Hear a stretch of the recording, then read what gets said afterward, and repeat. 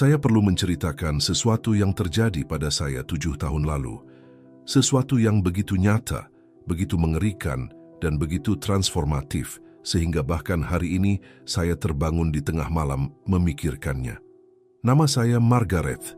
Saya berusia 46 tahun, dan apa yang saya alami bukanlah mimpi. Saya telah meninggal, dan Yesus menunjukkan kepada saya 4 dosa seksual yang masih diabaikan jutaan orang Kristen hingga hari ini. Dosa-dosa yang menyeret orang ke neraka setiap hari. Jika Anda membaca ini sekarang, ini bukan kebetulan. Tuhan ingin Anda mendengar kesaksian ini karena seseorang yang Anda kenal, atau mungkin Anda sendiri, sedang bergumul dengan salah satu dari 4 dosa ini saat ini. Dosa yang ketiga masih sangat mengganggu saya. Dan apa yang Yesus ungkapkan kepada saya tentang dosa keempat dapat menyelamatkan pernikahan Anda, hubungan Anda, dan jiwa Anda. Saya akan mulai dari awal, tapi langsung saja ke intinya. Saya menjalani prosedur gigi sederhana, pencabutan gigi. Mereka memberi saya anestesi. Dalam beberapa menit, tenggorokan saya mulai tertutup. Saya tidak bisa bernapas. Para perawat berteriak-teriak. Semuanya menjadi gelap. Dan kemudian, tiba-tiba, saya tidak lagi berada di tubuh saya sendiri. Ketika saya keluar dari sana, saya melihat tim medis sedang menangani saya. Saya melihat tubuh saya di kursi itu tak bernyawa. Saya melihat mereka menyuntikkan sesuatu ke dalam tubuh saya dengan jarum suntik. Saya mendengar seorang perawat berkata, "Kita akan kehilangan dia." Lalu, tiba-tiba, saya ditarik ke atas. Bukan secara fisik, secara spiritual. Saya bergerak melalui sesuatu yang terasa seperti terowongan, tetapi tidak gelap. Terowongan itu dipenuhi cahaya yang tidak menyakiti mata saya. Dan kemudian aku melihatnya. Yesus berdiri dengan tangan terentang. Aku tak bisa menggambarkan wajahnya dengan tepat, karena terlalu mulia, terlalu murni. Tapi aku tahu itu dia. Aku merasakannya di setiap bagian diriku. Dan hal pertama yang dia katakan kepadaku adalah, "Margaret, aku perlu menunjukkan kepadamu mengapa begitu banyak anakku jatuh." Awalnya saya tidak mengerti maksudnya, namun kemudian ia menggenggam tangan saya dan tiba-tiba kami berada di tempat yang berbeda. Bukan surga, bukan neraka. Rasanya seolah-olah saya sedang melihat alam spiritual, pertempuran yang sedang terjadi saat ini bagi setiap jiwa Kristen, dan Yesus mulai berbicara. Suaranya lembut, namun begitu serius, begitu penuh duka. Ia berkata, "Margaret, aku akan menunjukkan kepadamu 4 dosa yang menghancurkan gerejaku, 4 dosa yang dianggap remeh oleh jutaan orang percaya. Namun, dosa-dosa ini mengirim jiwa-jiwa ke neraka setiap hari karena mereka menolak untuk bertobat. Mereka menolak untuk melihat bahayanya." Saya ingat kebingungan saya. Saya berpikir, "Tuhan, aku tahu dosa itu jahat, tapi bukankah Engkau sedang membicarakan pembunuhan, pencurian, dan hal-hal besar?" Saat itulah Yesus menatap saya dengan intensitas yang menusuk jiwa saya dan berkata, "Dosa seksual bukanlah hal kecil, Margaret. Itu senjata yang paling sering digunakan musuh karena menyerang inti dari siapa aku menciptakanmu.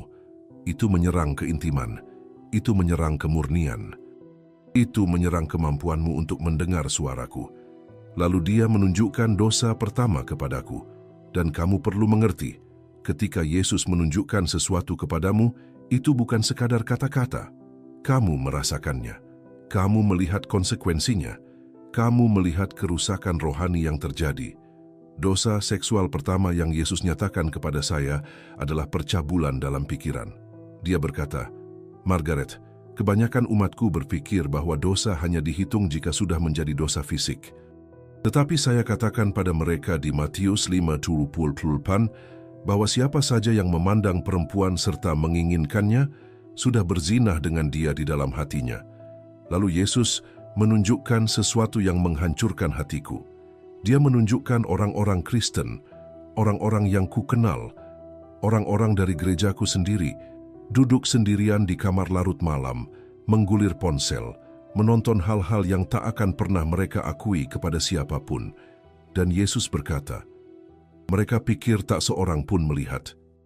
Mereka pikir itu hanya hiburan. Mereka pikir mereka bisa berhenti kapan saja, tapi lihat lebih dekat, Margaret. Ketika saya melihat lebih dekat, saya melihat sesuatu yang mengerikan. Saya melihat setan. Setan sungguhan berdiri di belakang orang-orang ini, berbisik kepada mereka, memberi makan pikiran mereka, menarik mereka semakin dalam.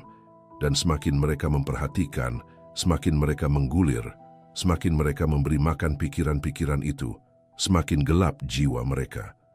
Rasanya seperti menyaksikan cahaya yang perlahan padam. Yesus berkata kepada saya, setiap kali mereka memilih hawa nafsu alih-alih kesucian, mereka memberi musuh izin untuk membangun benteng, dan benteng itu menjadi penjara yang tak dapat mereka hindari tanpa pertolonganku. Namun banyak orang menolak berseru kepadaku karena mereka merasa malu. Saya langsung menangis saat itu juga karena menyadari apa yang telah saya lakukan. Saya telah membenarkan berbagai hal dalam hidup saya. Saya pernah berkata, itu cuma serial TV, itu cuma film, itu cuma buku. Semua orang menontonnya. Tetapi Yesus menunjukkan kepada saya bahwa setiap kali saya memuaskan hawa nafsu dalam pikiran saya sedang berzina dalam hati saya. Dan Tuhan melihat hati. Yesus kemudian mengatakan sesuatu yang mengguncang jiwaku. Dia berkata, Margaret, beritahu umatku bahwa dosa ini tidak hanya menodai pikiran. Dosa ini melemahkan setiap otot rohani yang mereka miliki. Dosa ini membuat doa terasa hampa. Dosa ini membuat ibadah terasa dingin. Dosa ini membuat suaraku semakin sulit didengar. Dan pada akhirnya, jika mereka tidak bertobat, dosa ini akan membawa mereka ke jalan di mana mereka tidak lagi dapat mengenali suaraku. Dia menunjukkan 1 Tesalonika 4:3 dalam roh saya. Dan saya mendengar bagai guntur, kehendak Allah ialah supaya kamu dikuduskan, supaya kamu menjauhi percabulan. Dan Yesus berkata, kata untuk percabulan di sini adalah porneia, artinya segala bentuk kenajisan seksual. Segala bentuk, Margaret, bahkan yang dilakukan secara rahasia, bahkan yang dilakukan dalam pikiran. Aku gemetar. Aku ingin mengalihkan pandangan. Namun Yesus memegang tanganku dan berkata, jangan mengalihkan pandangan. Jika kau mengalihkan pandangan, kau tak akan bisa memperingatkan mereka. Dan aku mengutusmu kembali untuk memperingatkan mereka. Lalu dia menunjukkan dosa seksual kedua. Dan dosa ini bahkan lebih dahsyat lagi, karena saya melihat orang-orang yang saya cintai terperangkap di dalamnya. Yesus berkata, dosa kedua adalah percabulan, aktivitas seksual di luar nikah. Umatku telah diajari oleh dunia bahwa ini normal, bahwa ini adalah cinta, bahwa jika dua orang saling peduli tidak masalah apakah mereka menikah atau tidak. Tapi aku menciptakan seks untuk pernikahan, Margaret. Bukan karena aku ingin membatasi sukacita, tetapi karena aku ingin melindunginya. Lalu Yesus menunjukkan kepadaku beberapa pasangan Kristen yang hidup bersama, tidur bersama, dan membenarkan semua itu dengan mengatakan bahwa mereka berencana untuk menikah suatu hari nanti. Dan saya melihat konsekuensi rohaninya. Saya melihat hubungan mereka dengan Tuhan semakin melemah. Saya melihat doa-doa mereka membentur langit-langit dan memantul kembali. Saya melihat musuh mendapatkan akses ke dalam hubungan mereka, membawa kecemburuan, rasa tidak aman, perbandingan, dan akhirnya kehancuran. Yesus berkata, percabulan bukan sekadar dosa fisik. Percabulan adalah pelanggaran perjanjian. Ketika dua orang menyatukan tubuh mereka di luar rencanaku, mereka menciptakan ikatan jiwa yang seharusnya tidak pernah ada. Dan ikatan ini membuka pintu bagi roh-roh yang menyiksa mereka selama bertahun-tahun, bahkan setelah hubungan itu berakhir. Saya bertanya kepada Yesus, tetapi Tuhan, bagaimana jika mereka sungguh-sungguh saling mencintai? Dan dia menatap saya dengan penuh belas kasih dan berkata, Margaret, cinta itu taat, cinta itu menunggu, cinta itu menghormati. Jika mereka sungguh-sungguh saling mencintai dan mencintaiku, mereka akan menantikan berkatku atas pernikahan mereka. Tetapi musuh telah meyakinkan mereka bahwa menunggu itu sudah ketinggalan zaman, bahwa kemurnian itu tidak nyata. Maka mereka pun jatuh ke dalam dosa dan bertanya-tanya mengapa hubungan itu terasa hampa, bahkan ketika mereka bersama. Yesus menunjukkan Ibrani 13:4 kepada saya, dan saya mendengar dengan jelas. Pernikahan harus dihormati oleh semua orang, dan tempat tidur pernikahan harus dijaga tetap suci, karena Allah akan menghakimi orang yang berzina dan semua orang yang melakukan percabulan. Dan Yesus berkata, "Katakan kepada mereka bahwa penghakiman bukanlah keinginanku. Keinginanku adalah perlindungan mereka. Tetapi jika mereka terus memberontak, mereka akan menuai apa yang telah mereka tabur." Lalu Yesus berhenti, dan saya bisa merasakan beratnya apa yang akan Ia tunjukkan kepada saya. Ia berkata, "Margaret, dosa ketiga adalah dosa yang dilakukan sebagian besar umatku saat ini tanpa mereka sadari sedang menghancurkan mereka. Dan inilah yang mengejutkan saya. Inilah yang tak pernah saya duga. Inilah yang membuat saya menyadari betapa jauhnya saya telah jatuh tanpa menyadarinya." Yesus berkata, "Dosa ketiga adalah nafsu rahasia, jenis yang hidup dalam pikiran, fantasi, menggulir layar secara pribadi di saat-saat hening tanpa ada yang memperhatikan. Umatku berpikir bahwa karena rahasia, itu tidak penting. Tapi aku melihat segalanya, dan nafsu rahasia adalah yang paling berbahaya karena tampaknya aman, tampaknya tidak berbahaya, tampaknya tidak ada yang tersakiti." Lalu Yesus menunjukkan sesuatu yang membuatku mual secara fisik. Ia menunjukkan alam rohani di saat-saat nafsu tersembunyi. Dan aku melihat bahwa setiap kali seseorang menyerah pada nafsu itu, meski hanya dalam pikiran, meski hanya dengan melihat gambar atau menyaksikan adegan yang membangkitkan hasrat, sebagian dari jiwa orang itu padam, seperti cahaya yang ditutupi kain. Yesus berkata, "Margaret, hawa nafsu adalah api, dan kamu tidak bisa bermain api tanpa terbakar." Amsal 6:27 bertanya, "Dapatkah orang membawa api dalam dadanya dan pakaiannya tidak terbakar?" Jawabannya tidak. Namun umatku terus bermain api ini, berpikir mereka bisa mengendalikannya. Ia menunjukkan kepada saya orang-orang Kristen yang memiliki kebiasaan-kebiasaan rahasia. Mereka beribadah di hari Minggu, melayani di pelayanan, memimpin pelajaran Alkitab, tetapi setiap malam mereka pulang ke rumah dan diam-diam memuaskan hawa nafsu mereka. Dan Yesus berkata, "Inilah dosa yang membuat orang merasa munafik. Inilah dosa yang menciptakan kehidupan ganda. Inilah dosa yang membuat mereka terlalu malu untuk datang kepadaku sehingga mereka tetap terperangkap." Saya menangis tak terkendali saat itu, karena saya tahu saya telah bergumul dengannya. Saya punya pikiran-pikiran yang saya benarkan. Saya punya hal-hal yang saya lihat dan saya yakini tidak terlalu buruk. Dan Yesus menatap saya dan berkata, "Aku menunjukkan ini bukan untuk menghakimimu, Margaret. Aku menunjukkannya untuk memerdekakanmu, karena kebenaran akan memerdekakanmu." Lalu ia menjelaskan sesuatu yang mengubah segalanya bagi saya. Ia berkata, "Ketika kamu merasakan hawa nafsu secara diam-diam, kamu tidak hanya berdosa terhadap tubuhmu sendiri. Kamu berdosa terhadapku, karena tubuhmu adalah baitku. Dan ketika kamu memenuhi baitku dengan gambaran dan pikiran yang mencemarkan kemurnian, kamu mendukakan Roh Kudus. Dan ketika kamu mendukakan Roh Kudus, kamu kehilangan kepekaan terhadap suaraku, bimbinganku, kehadiranku." Yesus menunjukkan Matius 5:28 lagi dan berkata bahwa ayat itu dengan jelas menyatakan, memandang dengan hawa nafsu adalah perzinahan hati. Bukan hampir berzina, bukan lebih atau kurang berzina, itu adalah perzinahan. Dan perzinahan merusak perjanjian, merusak kepercayaan, merusak keintiman yang ingin saya miliki dengan anak-anak saya. Lalu ia mengatakan sesuatu yang tak akan pernah kulupakan. Ia berkata, "Margaret, hawa nafsu rahasia selalu mengarah pada dosa yang lebih besar.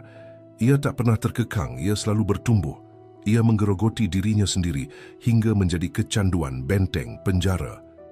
Dan ketika umatku menyadari bahwa mereka terjebak, mereka merasa telah melangkah terlalu jauh untuk diselamatkan.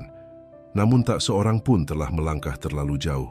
Jika mereka berseru kepadaku, aku akan membebaskan mereka. Yesus menunjukkan Mazmur 34:17. Orang benar berseru-seru dan Tuhan mendengar mereka. Dia melepaskan mereka dari segala kesusahan mereka. Dan dia berkata, katakan pada mereka untuk berseru. Katakan pada mereka, aku menunggu. Katakan pada mereka, kasih karuniaku lebih besar daripada kesalahan mereka. Namun Yesus belum selesai. Ia berkata, Margaret, ada dosa keempat.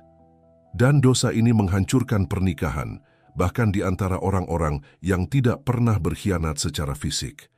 Dosa ini menghancurkan hubungan dan menciptakan generasi yang tidak tahu bagaimana mencintai dengan tulus. Dan kemudian dia menunjukkan kepadaku dosa keempat, perselingkuhan emosional. Saya belum pernah mendengar istilah itu sebelumnya. Tetapi ketika Yesus menjelaskannya, semuanya masuk akal. Dia berkata, perzinahan emosional terjadi ketika hati seseorang melekat pada seseorang yang bukan pasangannya atau pasangan pemberian Tuhan. Itu dimulai dengan polos, percakapan, pertemanan, hubungan emosional dengan seseorang di tempat kerja, daring, di gereja. Mereka meyakinkan diri sendiri bahwa itu hanya pertemanan, namun perlahan-lahan hati berubah arah. Mereka mulai berbagi hal-hal dengan orang ini yang seharusnya hanya mereka bagikan dengan pasangannya. Mereka mulai mencari penghiburan dalam diri orang ini, alih-alih mencarinya dalam diri saya atau pasangannya. Mereka mulai membayangkan hidup bersama orang ini, sementara hubungan yang sebenarnya menderita. Yesus menunjukkan kepada saya pernikahan-pernikahan di mana hal ini terjadi. Saya melihat para istri berkirim pesan kepada pria yang bukan suami mereka, berbagi pergumulan, perasaan, dan isi hati mereka. Saya melihat para suami terhubung secara emosional dengan perempuan yang bukan istri mereka, menemukan pengertian dan perhatian yang mereka katakan tidak mereka terima di rumah. Dan saya melihat kerajaan iblis merayakannya, karena mereka tahu bahwa perzinahan emosional selalu mengarah pada perzinahan fisik jika tidak dihentikan. Yesus berkata, ketika tindakan fisik terjadi, hati sudah lama jatuh. Itulah sebabnya saya mengatakan dalam Matius 15:19 bahwa perzinahan mengalir dari hati. Perzinahan tidak dimulai dari tubuh, perzinahan dimulai dengan emosi yang tak terkendali, kasih sayang yang salah arah dan rahasia. Dia menunjukkan padaku bagaimana dosa ini bekerja, dimulai dengan kompromi-kompromi kecil, pesan pribadi, percakapan rahasia, menghapus pesan agar tak terlihat. Pertemuan yang mengaku hanya sebatas teman, tetapi jauh di lubuk hati mereka tahu itu lebih dari itu. Dan setiap langkah yang lebih dalam membuat pertobatan semakin sulit karena kini ada keterikatan emosional. Yesus berkata, perzinahan emosional itu mematikan karena orang-orang membelanya. Mereka bilang mereka hanya bicara. Mereka bilang tidak terjadi apa-apa secara fisik. Mereka bilang kamu melebih-lebihkan. Tapi aku melihat hati, dan hati itu sudah mengkhianati perjanjian. Lalu Yesus menunjukkan kepada saya konsekuensi rohaninya. Dia menunjukkan kepada saya bagaimana perzinahan emosional membuka pintu bagi kecemburuan, manipulasi, perbandingan, kebencian, kepahitan, dan akhirnya perceraian. Dia menunjukkan kepada saya keluarga-keluarga yang hancur karena seseorang menganggap hubungan emosional di luar pernikahan tidak berbahaya. Yesus berkata, katakan kepada umatku untuk menjaga hati mereka lebih dari segalanya. Amsal 4:23 berkata, jagalah hatimu dengan segala kewaspadaan, karena dari situlah terpancar kehidupan. Jika hati terganggu, segala sesuatu akan hancur. Sambil menangis, aku bertanya kepada Yesus, Tuhan, mengapa dosa-dosa ini begitu berbahaya? Mengapa musuh begitu sering menggunakannya? Dan Yesus menjawabku dengan cara yang membuat semuanya jelas. Ia berkata, Margaret, dosa seksual bukanlah sesuatu yang acak. Musuh menyerang area ini secara strategis karena seksualitas terhubung dengan identitas, keintiman, perjanjian, dan tujuan. Ketika aku menciptakan manusia, aku menciptakan mereka menurut gambarku, laki-laki dan perempuan, dan memberi mereka kemampuan untuk bersatu dalam perjanjian dan menciptakan kehidupan. Ini sakral, ini penuh kuasa, ini mencerminkan kodratku sebagai pencipta. Ia melanjutkan, tetapi ketika dosa memasuki dunia, musuh mendistorsi apa yang telah kubuat indah. Ia mengubah keintiman menjadi nafsu. Ia mengubah perjanjian menjadi pertemuan-pertemuan kasual. Ia mengubah kemurnian menjadi rasa malu. Dan ia melakukan ini karena ia tahu bahwa jika ia dapat merusak seksualitas, ia dapat merusak identitas. Jika ia dapat merusak identitas, ia dapat mengaburkan tujuan. Dan jika ia dapat mengaburkan tujuan, ia dapat menunda takdir. Yesus menunjukkan kepada saya bahwa setiap dosa seksual, sekecil apapun kelihatannya, merupakan serangan terhadap rencana Allah. Itu merupakan serangan terhadap gambarnya di dalam kita dan memberi musuh dasar hukum untuk menyiksa, menindas, dan mencuri. Namun kemudian Yesus mengatakan sesuatu yang memberi saya harapan. Dia berkata, "Margaret, aku tidak pernah menyingkapkan dosa untuk mempermalukan umatku. Aku menyingkapkannya untuk memerdekakan mereka. Aku tidak pernah menunjuk kegelapan untuk mengutuk. Aku menunjukkannya agar mereka dapat berjalan menuju terang." Dia menunjukkan 1 Korintus 10:13 dan berkata, Allah itu setia. Ia tidak akan membiarkan kamu dicobai melampaui kekuatanmu. Dan ketika kamu dicobai, ia akan menyediakan jalan keluar sehingga kamu dapat menanggungnya. Selalu ada jalan keluar, Margaret. Selalu. Tetapi umatku harus memilihnya.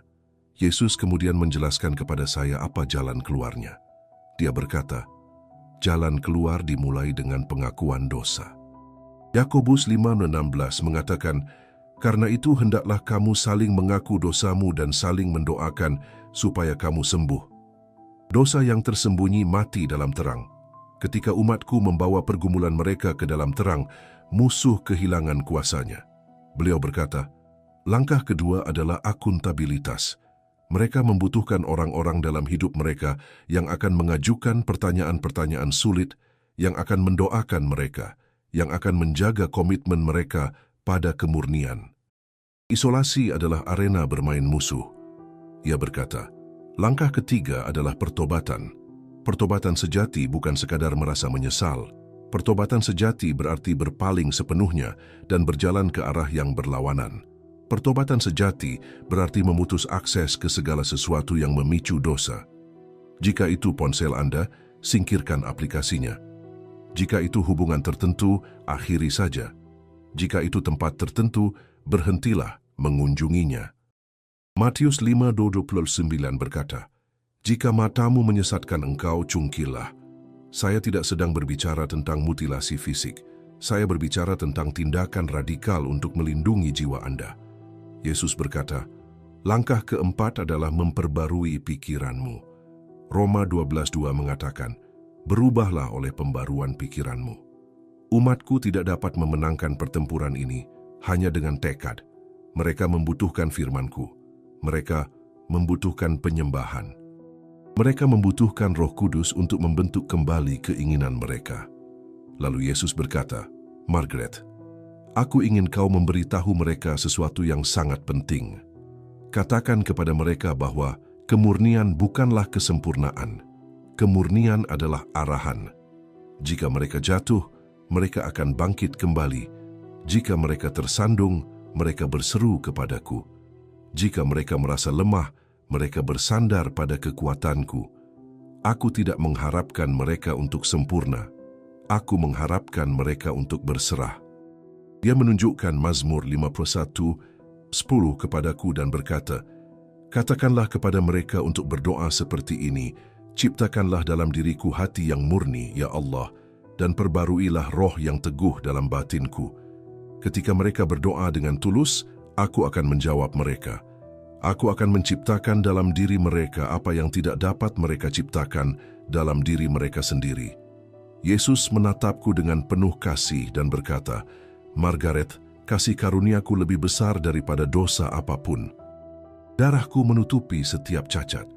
Kasihku lebih kuat daripada rasa malu apapun, dan kuasaku lebih kuat daripada kecanduan apapun. Katakan kepada mereka untuk datang kepadaku, bukan ketika mereka merasa layak, bukan ketika mereka telah memperbaiki diri, tetapi sekarang dalam kekacauan, dalam pergumulan, dalam rasa malu, katakan kepada mereka untuk datang, dan aku akan membersihkan mereka. Saya terisak-isak saat itu. Saya merasakan beratnya kasih sayang dan beratnya pesan yang ia sampaikan kepada saya. Lalu ia berkata, "Sudah waktunya kau kembali, Margaret. Kau harus memberitahu mereka apa yang telah kutunjukkan. Kau harus memperingatkan mereka, karena banyak yang jatuh dan bahkan tidak menyadarinya." Lalu tiba-tiba aku merasa ditarik kembali. Aku tak ingin pergi. Aku ingin tetap bersamanya. Namun, ku dengar suaranya untuk terakhir kalinya berkata, "Pergi dan beritahu mereka. Pergi dan peringatkan mereka. Pergi dan ingatkan mereka bahwa aku terlalu mengasihi mereka untuk membiarkan mereka tetap terkurung." Hal berikutnya yang kusadari, aku terengah-engah, kesulitan bernapas. Aku kembali ke tubuhku. Tim medis sudah ada di sekitarku. Ketika saya pulih sepenuhnya dan akhirnya bisa bicara, saya menceritakan semuanya kepada suami saya. Saya menceritakan semuanya kepada pendeta saya, dan sekarang saya menceritakannya kepada Anda. Saya tidak peduli jika orang-orang menganggap saya gila. Saya tidak peduli jika mereka meragukan cerita saya. Saya tahu apa yang saya lihat. Saya tahu apa yang Yesus katakan kepada saya. Dan saya tahu bahwa jika satu orang saja mendengar ini dan berpaling dari dosa seksual, semua itu akan sepadan. Jadi izinkan saya memberitahu Anda sesuatu. Jika Anda bergumul dengan salah satu dari keempat dosa ini, janganlah menunda. Jangan berpikir Anda bisa mengatasinya sendirian. Jangan berpikir itu terlalu kecil untuk menjadi masalah. Yesus menunjukkan kepada saya bahwa dosa-dosa ini menghancurkan kehidupan, pernikahan, dan jiwa setiap hari. Tetapi Dia juga menunjukkan kepada saya bahwa ada harapan, selalu ada harapan di dalam Dia. Jangan abaikan peringatan ini. Jiwamu terlalu berharga, takdirmu terlalu penting, dan kasih Tuhan kepadamu terlalu besar untuk membiarkan musuh menghancurkanmu dengan dosa seksual.